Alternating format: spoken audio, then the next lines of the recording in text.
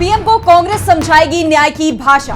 खड़गे बोले, कांग्रेस के घोषणा पत्र को लेकर झूठ ना फैलाए पीएम। कांग्रेस का घोषणा पत्र भारत के लोगों के लिए, बीजेपी को गरीब और वंचितों की चिंता नहीं। प्रधानमंत्री नरेंद्र मोदी आजकल कांग्रेस के घोषणा पत्र की चर्चा कुछ ज्यादा कर रहे हैं।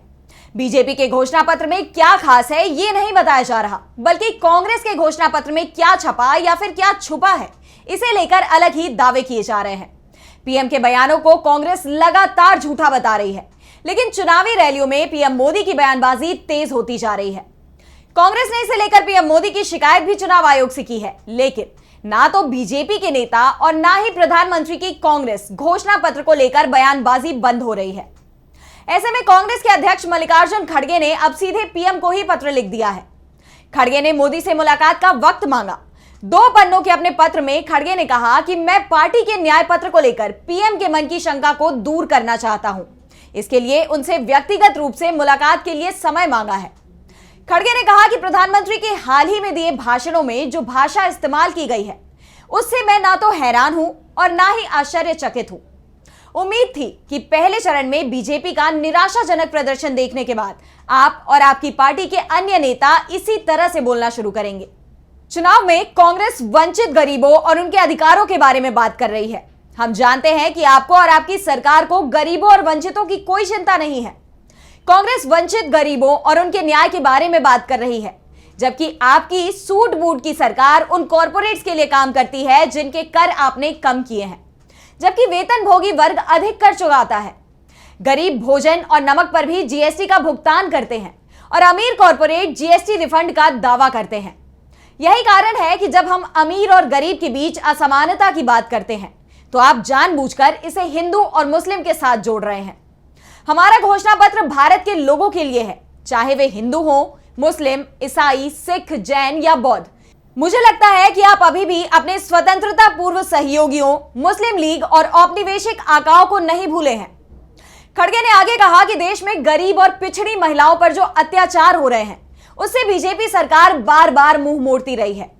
आज आप उनके मंगलसूत्र के बारे में बात करते हैं। क्या आपकी सरकार मणिपुर में महिलाओं के खिलाफ अत्याचार, दलित लड़कियों के खिलाफ अत्याचार, महिलाओं का उत्पीड़न करने वालों को माला पहनाने के लिए जिम्मेदार नहीं है? जब आपकी सरकार में किसान खुद की जान ले रहे थे, तो आप उनकी पत्नियों और बच्चों की सुरक्षा कैसे कर रहे हैं? कृपया न्याय के बारे में पढ़ें, जिसे हम सत्ता में आने पर लागू करेंगे।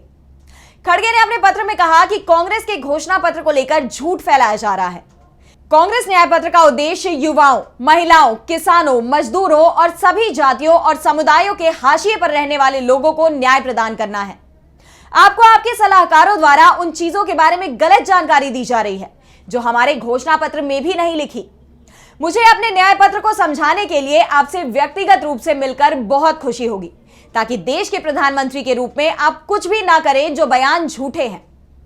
कांग्रेस प्रमुख ने आगे कहा कि संदर्भ से हटकर कुछ शब्दों को पकड़ लेना और सांप्रदायिक विभाजन पैदा करना आपकी आदत बन गई है। आप इस तरह से बोलकर कुर्सी की गरिमा कम कर रहे हैं।